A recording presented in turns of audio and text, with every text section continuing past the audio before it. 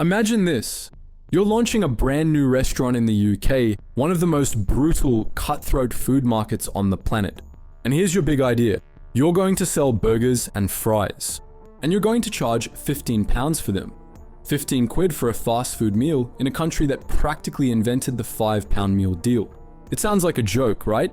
A business plan for spectacular, instantaneous failure. Well, in 2013, an American family-run burger joint called Five Guys did exactly that. What happened next sent a shockwave through the industry, completely rewriting the rules. They bypassed survival entirely and went straight for domination.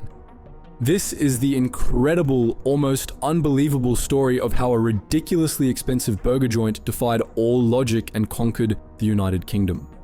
Before they fired up a single grill, the Five Guys team effectively went on a reconnaissance mission. They studied the British landscape and saw a culture obsessed with value, dominated by the pub and the cheap and cheerful meal deal. They saw a high street where other American brands had crashed and burned, failing to understand the local skepticism. The British public didn't trust American quality, they were fiercely loyal to their own brands, and they were incredibly price sensitive. A premium priced burger seemed like a non-starter, but they also saw the opportunity, a giant yawning gap in the market. The UK was a nation of food lovers with increasingly sophisticated tastes, yet their fast food options were decades out of date. They were primed for a revolution. Five Guys looked at all the risks, looked at the massive potential reward, and decided to make the gamble of a lifetime. To really get how wild this is, you need to picture the scene back in the early 2010s. For decades, fast food meant one of two things: the cheap and cheerful predictability of McDonald's and KFC, or a greasy kebab after a night out. A better burger movement was just starting, with polite sit-down places like Byron and Gourmet Burger Kitchen. But nobody was doing fast, high quality, and unapologetically fun. The market was bored, it was stale, and it was secretly begging for a disruptor. The stage was perfectly set. Into this arena stepped two American heavyweights, each with a completely different philosophy. You had the cool, curated Shake Shack, the critics' darling with its slick branding and potato buns. Then you had the loud, chaotic Five Guys, who weren't interested in being polite and were there for total domination. The London food scene braced itself for what the media quickly dubbed the Burger Wars, and the first battle kicked off with a bang on the 4th of July 2013 in Covent Garden. Five Guys' launch was nothing short of a phenomenon. The queues stretched right down the street. Clearly the hype was real, but the real genius was how the brand was perfectly engineered for the coming social media explosion. Everything from the simple red and white tiles to the foil-wrapped burger, and especially that famously overflowing cup of fries, was pure, shareable Instagram gold. This created a perfect, self-perpetuating hype machine. Someone posts a photo, their friends get a serious case of FOMO, they go try it themselves, and then they post a photo. It was a viral loop that no multi-million-pound advertising campaign could ever hope to replicate. And Five Guys rode that wave with a brilliant and rapid expansion plan that saw them grow from that single London location in 2013 to over 175 today. Their strategic rollout pushed far beyond London, establishing a strong presence across the UK by planting their flag in the northwest, with shops in Manchester, conquering Yorkshire with a launch in Leeds, and marching into Scotland with openings in Glasgow and Edinburgh. This transformed them from a must-try destination into a convenience, easily accessible wherever you are. So, what was their secret sauce?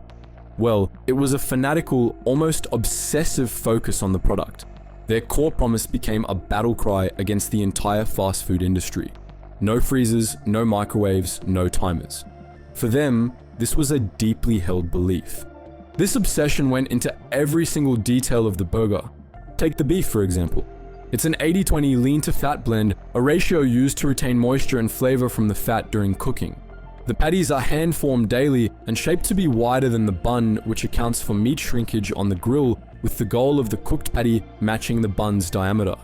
As for the bun, they opted for a softer, seeded bun which is toasted, adding structural integrity to hold the toppings, while the bun itself remains soft. The cheese is classic American, a deliberate choice based on its very low melting point, which creates a fluid coating over the patty without splitting. Each component is chosen for a specific functional purpose, a well thought out method to keep up standards of consistency and quality. The fries were hand cut daily from British potatoes, and they went above and beyond with transparency. A little chalkboard in every restaurant told you the exact farm your potatoes came from. A stroke of genius in a UK still paranoid from the recent horse meat scandal. Beyond the fries, the real magic was in the customization. The 15 free toppings were a psychological masterstroke that transformed the entire experience. When you can order a burger with exactly what you want on it, it stops being just another item on a menu and becomes your personal creation. That powerful sense of ownership is what turned regular customers into passionate evangelists for the brand. Beyond the food, the in-store environment is a major part of the brand's strategy. Upon entering, you're met with a range of specific sensory inputs designed to create a certain atmosphere. The sound level is intentionally high, using a combination of loud classic rock music and staff audibly communicating orders. This is a common tactic in retail design to generate a sense of energy and high turnover, a buzz designed to keep you coming back. Visually, the kitchen is open to the dining area, a design choice that signals transparency and freshness. The ambient scent is dominated by the cooking of beef and peanut oil. Again, this is no accident. It's a form of scent marketing intended to stimulate appetite and create a strong brand association. All these sensory elements work in tandem to create a specific and consistent brand environment. And that's what got Britain addicted. And the people generating all that energy was the crew. They're another one of Five Guys' secret weapons. The company invests heavily in its team, paying them above the industry average and offering serious performance bonuses. There are also clear paths to advance from crew member to manager. This is all part of a very smart business tactic. By creating a genuinely good place to work, they ensure the crew is motivated, well-trained, and happy. That genuine energy you feel when you walk in is the direct result of a culture built on the understanding that a great team is absolutely essential to making that premium price tag feel worth every penny. Now, that leads us to the price. That scary, audacious, up to £20 price tag. Here's the crazy part though, being expensive was the smartest thing they ever did. The high price acted as an instant signal of quality. In a busy market, it screamed, "We are better than the rest." It also created a whole new category. Five Guys wasn't competing with a 99p cheeseburger. It was competing with a sit-down meal at Nando's or Pizza Express. This reframing made it an affordable luxury. It was a treat, a reward, and that status makes you want to love it to justify the cost. It's a brilliant psychological trick that creates a self-fulfilling prophecy of satisfaction. You pay a premium, you expect a premium experience, and Five Guys consistently delivers. Then there's delivery, which reveals another layer of the brand's genius. It's almost like they secretly engineered their product for it years in advance. The foil wrapper's heat and steam retention means burgers arrive hot and gooey even after a 15-minute journey. The choice to use skin-on, twice-fried fries meant they stayed warm and crispy far longer than their frozen competitors. Even the heavy-duty brown paper bag was designed to be tough and reliable. As a result, when Deliveroo and Uber Eats exploded onto the UK scene, Five Guys was already in the perfect position to dominate. They didn't need to change a thing, because their commitment to quality had already created the ultimate takeaway meal. And that perfect positioning for the delivery boom, combined with their in-store success, translated into staggering financial results. The proof is in the numbers. In 2023, Five Guys UK pulled in a jaw-dropping £316.4 million in revenue. This colossal figure meant they were outperforming countless beloved British restaurant chains. When you put all the pieces together, the story becomes clear. This was no lucky break. It was a perfect storm created by the right product at the right time with the right strategy.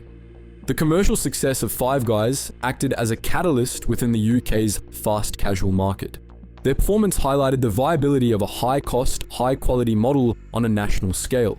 This coincided with a broader industry shift, where many established food brands started developing and marketing their own premium offerings to cater to a consumer base with growing expectations. But what do you reckon? Is Five Guys genuinely your go-to for a top-tier burger, or do you have a local unsung hero that you think does it even better? Is their success a true testament to their product?